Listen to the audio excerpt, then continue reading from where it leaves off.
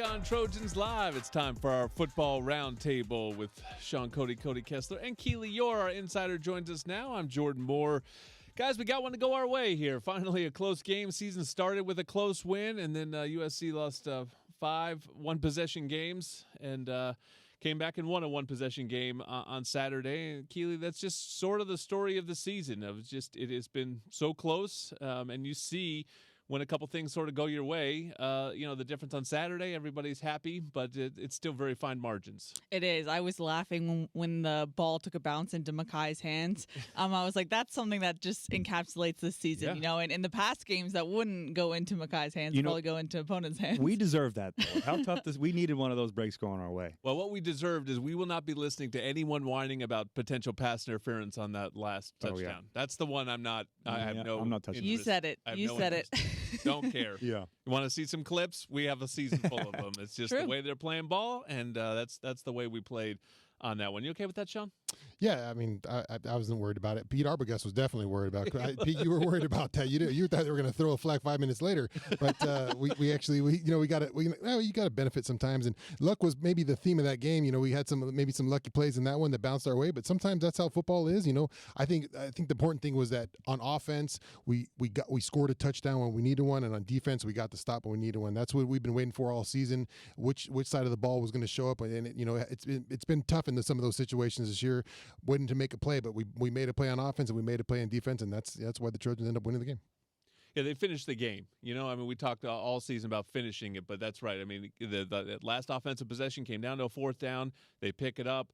Ultimately, they get the red zone score from Mayava with his legs, and then they had a 4th down defensively. Didn't get off the field there, but then ultimately, really pushed the clock enough that they had to force it on that last one, and Greedy was there.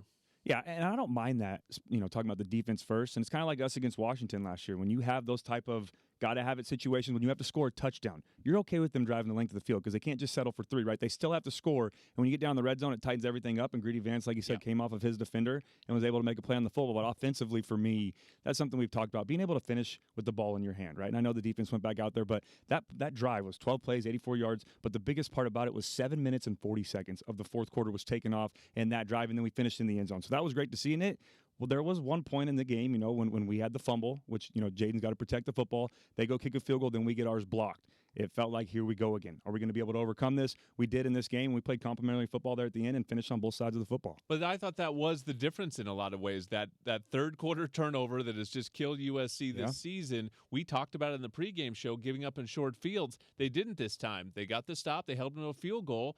And ultimately, maybe that's the difference in the game. And certainly it was in terms of the vibe of where that play left us. Yeah, it also helps that Nebraska was 127th in red zone efficiency coming into the game. So it goes your way in that sense. But I thought, something we've talked about so much on this show is kind of where is that Lincoln Riley offense, that aggressiveness that you guys have to adjust to us. And I felt like we saw that on Saturday, that rhythm that Lincoln Riley was in as a play caller.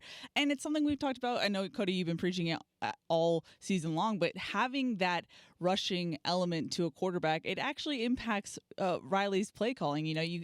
Go for it, Cody. I know I'm glad you said that too. And we talk about this all the time, even when we're not doing the podcast. But the creativity, that fourth down call for me was unbelievable. And I'm bummed that we didn't get Lincoln tonight on the show, because I wanted to ask him, was that in your short yardage game plan? Was that your 4th and 1 call, or did you use that? Because that was something that they did the fly motion with Zachariah multiple times. And I've talked about on Trojan Tailgate when I break down the film, is when you show a defense so many times the same look and then run different plays off of it, it's a nightmare. And we did it in the most important time, running that option play back to the left, and then the touchdown with Jaden as well. It was just cool. It felt like Coach Riley really got creative in this football game, but was also in a rhythm. Yeah, I thought those sister plays, we call them out on defense, we call them sister plays to, they can run this off this and this off it. And when it's like 4 or 5 or 6 plays deep as a defense, that just challenges you, because so many things can come off that play that, you can't practice all of them, and there they come up with a little wrinkle with the option and a beautiful design.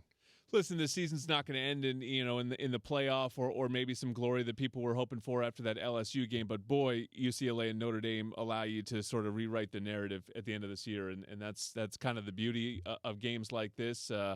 and beating Nebraska sort of tees it up. Now you sit here at 5-5. Yeah, bowl eligibility is out there, but it's UCLA on Saturday. I feel like nothing else matters. Yeah, I mean, these two games this is why you come to USC and to play these in two games. Names are made, legends are made in these games, and players know that. I remember as a young man knowing that when the lights were on and it's a USC-UCLA game, there's no better feeling than making play in those games because fans remember that kind of stuff. Yeah, like I said, I don't care if we're 0-10 or 10-0 going into these 2 weeks. These games are their own season, right? They mean everything to you. And one of my favorite memories as a Trojan was my senior year beating UCLA in the Coliseum to win the Pac-12 South and get a chance for the championship. But yeah, this game, even with the transfer portal, it has to mean something. And I'm glad guys like Mike Williams and Taylor Mays are around to teach these young guys about that. 7:30 kick on Saturday. We'll go on at 5:30. We still have one more segment to come of Trojans Live on a Monday night. Final segment of Trojans Live and a big Beat the Bruins Monday. Jordan Moore, Sean Cody, Cody Kessler, and Keely Your guys. I've discovered my next career. Okay. Making questions. Bookmaker or no, that's my current career. Okay. But what do they call that in Vegas? Where you set the odds? That's what I want to do. The over/under is presented by Pechanga Resort Casino, proud partner of USA Athletics. I say that because last week's over/under, you guys won't remember because you don't ever remember these segments. I said it at 35 pass attempts for Mayava. I think you all said under, and it was spot on, wasn't it? Spot on, it was baby. Spot on. 35. I will take that right on the nose. All right, here's today's. In 2003. Tom Malone led the Pac-10 in punting average at 49 yards per punt. Eddie Chaplitsky is at 48.9 yards per punt for Eddie this season. So over/under 49 yards per punt. Can Eddie tip the scales and get ahead of Tom I think Malone? he's on a burner right now. I'm going over. He's Over. Yeah, I'm going over too. Outside of Woody Marks, he might be flirting with 1B right there at the MVP for this football team. He's a weapon when it comes to flipping a football field. Unreal. He's phenomenal. When Michigan happened, I was like, who is this guy? Like, obviously we knew him, but he really made his case known then. I will say, though, as good as the punting's been, let's get the field goals fixed a little bit there. We can't keep having those scares in the second half. Been a while since we made a field goal, but I don't think did you factor in weather conditions? The air's getting colder, a little thicker, kind of harder to punt next 2 weeks. You messing with the books over there already? We got just the Arroyo Did you think about the bowl Day game versus night game? Maybe the bowl game is in a thin air situation, then he could really boom him. I don't know. I don't think you factored everything in. He's red hot. He's on a burner, man. You always take the guy on a burner. Eddie's been fantastic. Yeah. Hopefully, kind of guy you don't want to see too much of out there, but he's been a weapon for sure and an All-American candidate. So hopefully Eddie gets over that. Tom the Bomb Malone, though, great Trojan. No doubt. Yeah, you've pulled some names in this Tom episode. Tom the some Bomb was a throwbacks good one. here, This was Jordan. a fun one. Thanks to all our guests involved. Thanks to everyone that helps put the show on. This is always a fun week, UCLA week. We've got a big weekend, USC Notre Dame women's basketball game on Saturday afternoon, and then we will see you at the Rose Bowl on Saturday night. Until then, fight on, everybody.